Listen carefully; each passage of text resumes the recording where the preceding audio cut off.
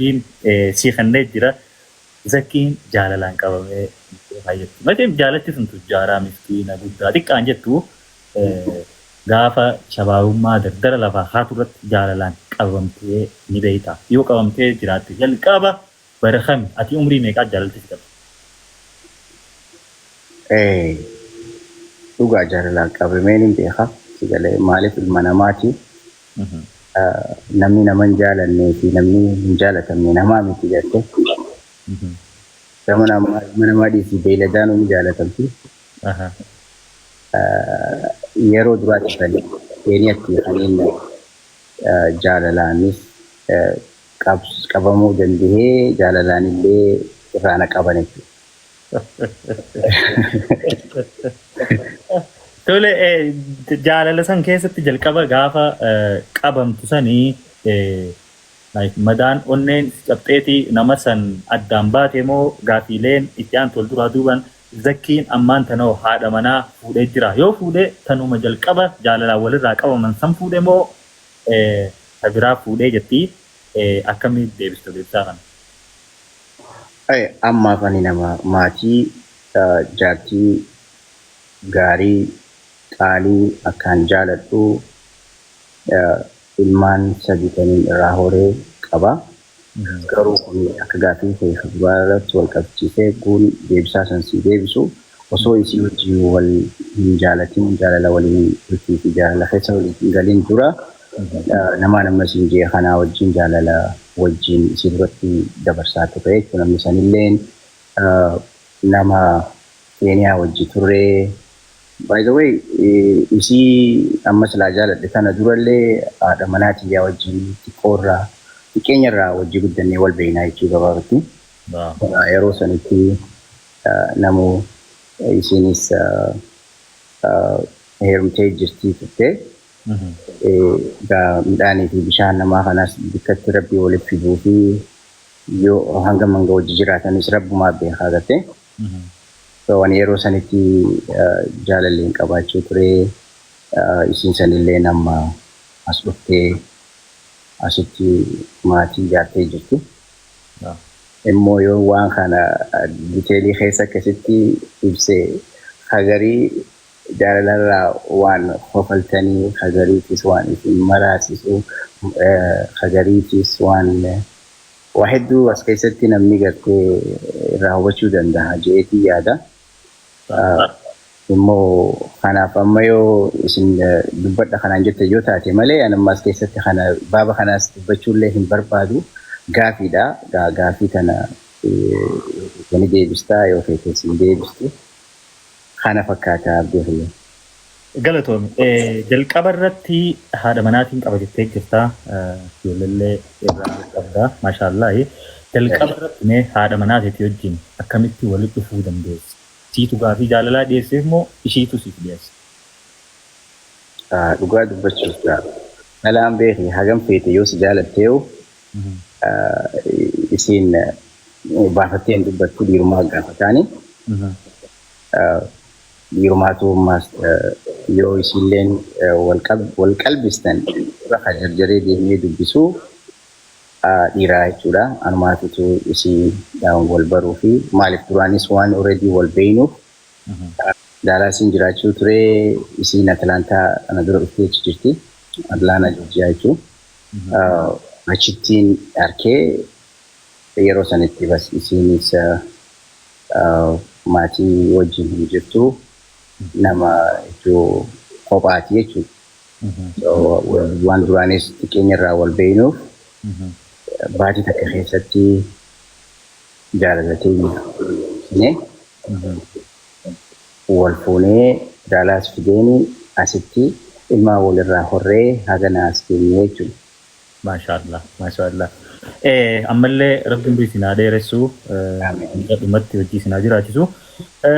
Dubartoonni keenya takka gaafii dila keessaanis koomantiinis barreessu jiranii zakkiin jaartii yoo qabaate yoon qabaanne hin qabu yoo qabaate immoo lammaffaa taanaa fi sadeessoo taanaa fi afureessollee taanaa fi jechaa jiran. Zakkiin kanarratti akkami dabalata haadha manarratti barbaaddaa dubartoonni keenya dila tokkootu si hawwachuu jira abdii sirraa qabanii saniifuu maalii deebisaan kan ka'e asirratti asumaanuu warroota gaafii na gaafachuu turan kanaaf maal deebistaa lammeessoo ni qabdaa hawwii. Ani jaartiin tiyya takkuma ilmi namaatu jaartuma takkarra yoo taa'ee asiinillee ibsuufadhaaf maaliif yoo jettee jaartii eegummeessuunii fi jaartii lamaa sadi fuudhuun yaaduma keetii fi jiruma keetii fi qabeenyuma kee facaafti jettee. Jaartii tiyyataniin amma hojii jiru haadha manaa tiyya qaalii taniin takkaa fi afur isii godhadhu isuma tanaa hin jaajuu rabbii wajjin inshaallah. Shiishe maashaallah. Assalaamu alaikum dubartoota akkamitti jirtan nagayaami maaliif jirtan isin maal godhu jirtanirra nageenyi rabbi akka isin bira jiraatu abdiin qabaa egaa galatoomaa deebisaan kan isin deebite anumaa isinii godhuu hin danda'u dubartii takka takka afuriitiin qabaa jee salaamu alaikum salaamtuma isin jaa okay galatoom namoonni tokko tokko warreen qabeenya qaban irra guddaan isaanii faamilii isaaniitii fi jaartiidhaaf ijoollee yeroo hin kennanii qabeenyaaf biizii ta'an jaan zakkiin kanarratti yoo faamiliif maatiidhaaf yeroo ni qaba yeroon ati biizinasa irratti dalaga irratti dabarsituu fi maatii keetii wajjin dabarsitu wal siidan jira. Ani dhugaa dubbachuuf nama maatiiti nama akka malee maatii jaalatu nama sa'aan 24 keessaa sa'uma hirriiba akaafnu gartee yoo namni guura fuufeete namni gartee yeroo san wayii wal arka namoonni rafa namoonni akka nama akhiraati gartee du'ee jira. Sababiin ta'in sanii achi sa'a 8 tarafuun achi baafannee alatti sa'aataan hunda maatii wajjin nama jiru nama maatii wajjin jiru bareedduu gartee yeroo hunda sagartee bu'aa bahii hin qabne sa'a fadhan mana keessa hojii ta'anii sa'a fadhan rafanii sa'a fadhan kaanii sa'a fadhan gabbahanii yeroo gaarii qilleensa wajjii fudhatanii dabarsanii isaanii wajjii dabarsa kana dhibbarraa dhibbatti kana duuba hin jiru kana namoonni na beekanilleen warroota biyyaana jiru sirriitti beekanii jechuu barbaada. No, maashaallah galatoomi zakkiin amala isaatirraa waan isa gammachiisu lama akkasumatti amala keetirraa silaa amala kana rabbiin irraa dhiise jettee hin feene keessaayis lama nuufne waan amala keetirraa si tolu lama waan hin feene lama. Amala kiyyarraa immoo amala keetirraa maaltu si tola amala ifumarraa hoo? Bakka ani nama bakka yeroo hunda masgiida dhaqee salaatee ibaadaa godhee salaata fardii eegaan salaatee booda sunnaa salaatee masgiida keessa taa'ee zikrii godhee rabbii kiyyaa wajji haasa'u wanni sanirra na gammachiisaa hin jiru baleessa kiyya kan duraa. Maashaallah. Amala keetirraa silaan amala kanaa qabaachuu baaddeettee wanni qabdoo ni jira. Waan hin feene jechuudha. Dhugaa dubbachuudhaaf hijibuu fi bas namaaf quudha dhabuu riiba dhabuu qomatan agartee namni mana daabboo godhee gartee ilma namaatiif gammachuu dhabuu san inumanii sin jaaladhu namni illeen akka akkas ta'ullee hin barbaadu. Maashaallah. Namoota keessaa nama akkamtu si aarsa yeroo gartee nama akkamtu si mufachiisaati. Nama keessaa namni na aarsu nama gartee akkanumatti lafaa ka'ee waan takka osoo hin yaadin waanuma fedhee waanuma bakka hin dubbadha jedhu wanni beeku nama ofaanii baatu kun waan atiif gaarii si fakkaatu nama kaan aarsitu. So waan akkanumatti waanuma fedhe namaas arrabsuus taatuus namaas qeequus tahuu bakka waan afaaniif illee dubbachuu hin tolle nama dubbatu hin barbaadu. No. Thank you. Asumaanuu gaafiin zakkiin deeggaraa Arsenaalii yeroo hedduu maaliyaa Arsenaal sirratti agarra. Arsenaal deeggartaa kilaba kubbaa hambataa kilabni deeggartan.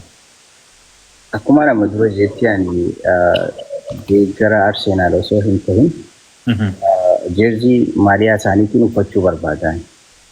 Okay. Malee deeggara Arsenaalii miti ani Real Madridin deeggara. Okay. Galatoomii ulfaadhu zakkii keenya gaafileen itti aantu akkana jetti eeyyeen godhe yookiin immoo lakki goonee jettee deebista. Yoo waan kana gootee jiraatte godheetta. Yoo hin godhin immoo lakki hin goonee jetteeti bira kunnaa jechuudha. Okay, gaafii jalqabaa jireenya kee keessatti akkaan rakkattee boochee ni beekta. Ni beektaa? Rakkoodhaaf? Jireenya kee keessatti akkana itti ilaali gaafiin eeyyeen godhe yookiin immoo lakki hin goone qofa jetteeti deebista. Jireenya kan kee keessatti akkaan rakkattee boochee ni beekta. Yoo beekte een hin beekaa yoo hin beekne lakki hin beeku. Rakkadhee hin boonye hin boonyeen dhugaa dubbachuuf yoo immoo jaalalaa fi namni waa sirraa tahee yookaan ilmoon sirraa dhukkubsattee booyuu ni malta.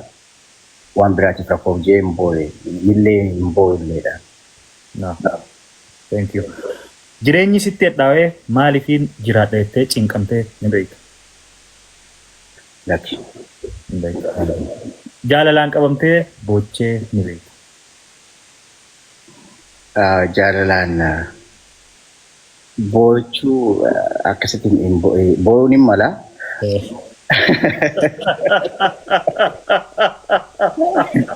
Nama bochisee fa'aa wajji booyee fa'aan hin beeka. Bochistee imimmaan ishii deebee si bochise wajji booye. Okay. Maallaqa namaaf ergitee namni san maallaqa bakka hin taanetti baasee osoon erguu baadheettee sheenoyitee ni beekta. Ngooneesi durmaanuu waan sanaan waan hin erguu bikka naammaltu bikkaan irratti hin baasa jee yookaan rabbiin irraa jaalatu irratti hin baasa yookaan waan inni namni sanitti nagaafate sanii ilaalaa jechuudha. Inni yoo fedhe na duubaa waan fedhe yoo godhe san isaaf rabbi qabdi jechuudha. Ilaayin Oromoo ta'uu baadheettee sheenoyitee ni beekta. Sheenawullee hin beekuusi Oromoo ta'uu kiyyaafillee illee hin gaabbu. Bagaan ilmoo Oromoo ta'ee jee ittiin boonaa ittiin illee hin dhaagadhaa. Namni ati harkaa isaan feene garuu maallaqa si gaafatee kannitee fi ni beekta. Hangan qabu san. Osoo hin fedhin zigaalteetuma namni si gaafatee amma zigaalumaaf osoo hin fedhin kannitee ni beekta. Zigaaleen beeku yoo niin kannuu fedheef ofuma keessaa beekin kannaaf. Firri kee osoo maallaqa si gaafatu fira kee diddee nama biraatiif or nama sin beekneef kannitee ni beekta. Hin beeku. Gaafii jaalalaa nama gaafattee no sirraa hin qeeballu siin jaanii ni beekta. Nama hedduu of course ati sai. No, wanni siin jee no ati osoo bultittiin seeyin ati gaafii jaalalaa nama gaafattee namni si didee ni beeka. Osoo gaafa dardarummaa keetii. Nan didne lakkii wakkamittuu na didee anatis. Baay'ee. Gaafii jaalalaa si gaafatanii noolatti jaartiin qaba namaan jettee dhalaan jettee ni beektu. Hedduun hangan qabu sanfaan. Okay. Maallaqa gaafa ijoollee faamilii tante jalaa shawwaddee ni beekta. Neeba waan akkasii. Zariirraa hin qabnu waan akkasii. Barsiistuu tanteetirraa jaalalti si qabdee ni beekti. Neeba. Okay. Jaalallee saahiba keetii jalaa janajjantee ni beekta gaafa dardarummaa keetiitiin baata. Neeba. Hin beektu. Hin beeku. Okay. Jaaba. Hin beektu mee? Neeba rateeroo. Okay. Galatoo.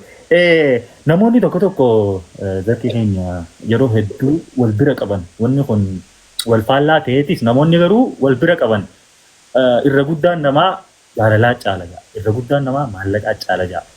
Ati mee waan kana lamaanuu wal biratti agarte jaalalas qabeenyas agarte namni keenya yeroo takka takka immoo waan walitti fakkeenyaaf chaalenjii godhaniiti wal bira faa kaayan waa lama. Dubartii akkaan qabeenya qabdu garuu tasin jaalanne jaaniiti fuutamoo dubartii qabeenya hin qabne ka garuu jaalala qabdu faa fuuta jaaniiti akkasii wal bira kaayan. San jechuun qabeenyaa fi jaalalaatu wal dorgomee jechuudha bakka kanatti. Ati mee bakka kanatti qabeenya moo jaalalaatu caala jetteeti amanta? Lamaanuu agartee jirta waan ta'eef. Jaalalaatu caala. Waaw qabeenya jaalalaatu caala. Qabeenya irra jaalalaa caala obboleessa kee. Aboo warri qabeenya maallaqa jettan kunoo dhaggeeffadhaa warri lamaanuu harkee kana jaa maaliif kana jechuun deesame maaliif caalchiste qabeenya jaalala Maaliif yoo jette gaafii bareedduudha. Namni qabeenya ilma namaa fida. Sigale jaalala yoo qabaatte immoo jaalalaanii gammachuu fi abdii hortee qabeenya sanuu akka harkattutti deemtaa jechuudha. Kanaaf yoomiyyuu taanaan